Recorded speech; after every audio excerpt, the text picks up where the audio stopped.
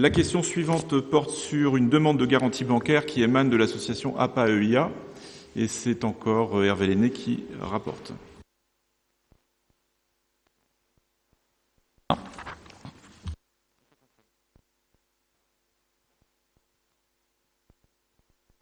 Ça clignote. Voilà, il faut peut-être lever un petit peu et se rapprocher. C'est bien. Je vais y arriver. Une demande de l'association APA-EIA, donc c'est l'association des parents et des amis de l'IME, qui est en date du 24 septembre 2019. L'APA-EIA présente un budget de l'année 2018 joint à cette demande et a joint également un projet architectural qui est lié au dispositif de soutien et de formation de la Franche-Comté du pôle enfance de l'APA-EIA.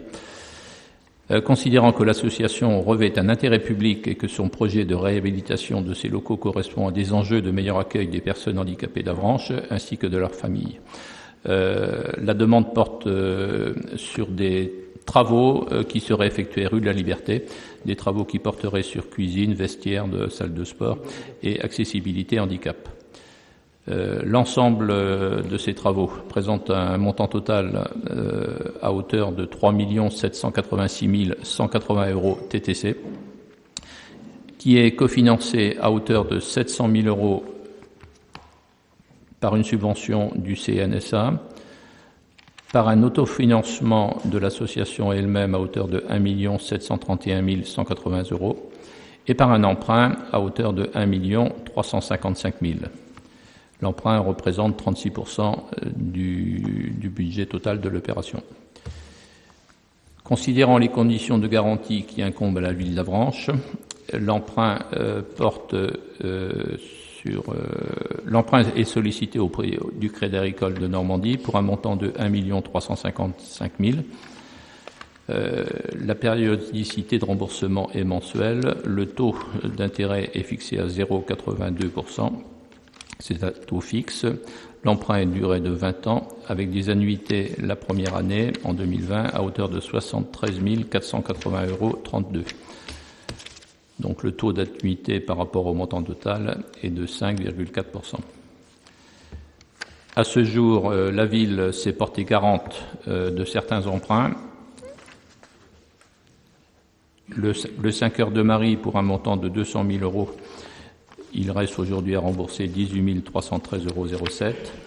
Un deuxième emprunt du Cœur Sainte-Marie, non, comment on dit 5 heures de Marie, oui, du 5 heures de Marie à hauteur de 2 500 000 €. Il reste aujourd'hui encore 2 500 000 € à rembourser puisque c'est un emprunt tout récent. Un autre emprunt de la SCI Coalice pour l'association Passerelle à hauteur de 550 000 € et là aussi c'est un emprunt tout récent, il reste en résiduel 550 000 €. Ce qui fait que le montant des emprunts cautionnés par la ville d'Avranches aujourd'hui s'élève à 3 250 000 €.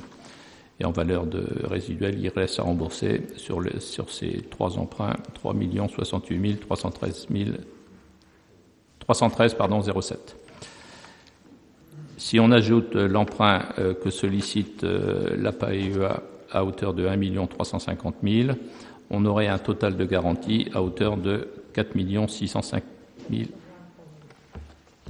€ au total, ce serait, et en résiduel, bien sûr, 4 423 313,07 €. Alors que le total des plafonds autorisés est de 7 070 928,60 €. Donc on a une disponibilité qui est encore importante. Il vous est proposé, après un avis favorable de la Commission des finances, d'approuver le cautionnement solidaire qui est sollicité par l'association APA-EIA, au même titre qu'on a pu le faire pour le 5 heures de Marie et l'association Passerelle. Merci Hervé. Y a-t-il des questions concernant ce point? Monsieur Morazin. Oui, pourriez-vous nous redire la localisation exacte, s'il vous plaît, de ce projet?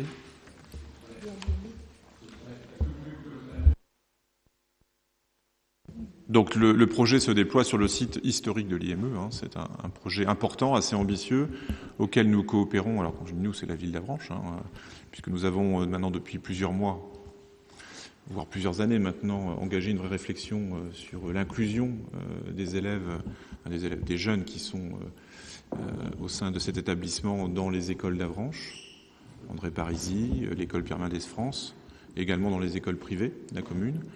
Et là, ce projet assez innovant de rénovation des bâtiments du site, qui permettrait aussi à terme une inclusion, à l'inverse, si je puis dire, d'enfants du système normal, éducatif, vers l'établissement, mérite d'être soutenu. Alors d'être soutenu, bien évidemment, moralement, puisque la démarche nous semble aller dans le bon sens. On parlait d'Alzheimer, avec les personnes souvent beaucoup plus âgées qui sont atteintes de cette maladie. Là, avec les jeunes qui sont en situation de handicap, l'inclusion doit encore être augmentée, améliorée, et on voit que les bénéfices sont à la fois retirés par ces jeunes, mais aussi par les jeunes qui sont dits normaux et qui bénéficient aussi de cette confrontation, en tout cas de cette cohabitation, voire de cette vie commune avec des enfants qui ne sont pas tout à fait comme eux. Voilà. En tout cas, c'est une démarche que nous soutenons totalement. Et bien évidemment, lorsqu'il s'est agi de nous solliciter pour ce cautionnement d'emprunt, nous avons bien évidemment réagi très positivement. Néanmoins, c'est à l'Assemblée municipale de se prononcer. Annie, est-ce que tu veux compléter un peu sur la démarche ? Je pense que tout a été dit.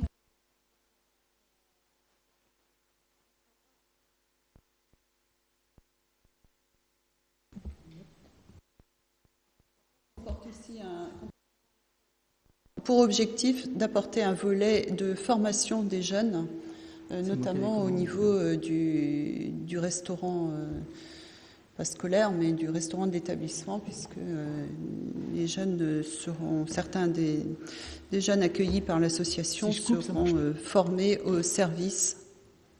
Ça marche ? Oui, voilà. Donc c'est tout. Merci Annie. Y a-t-il d'autres questions, d'autres remarques avant que nous passions au vote? A priori, c'est clair pour tout le monde, donc je vous propose de passer au vote. Y a-t-il des personnes qui souhaitent voter contre? Il n'y en a pas. Des abstentions peut-être? Il n'y en a pas non plus. Donc je vous remercie. Nous allons pouvoir procéder à cette garantie bancaire.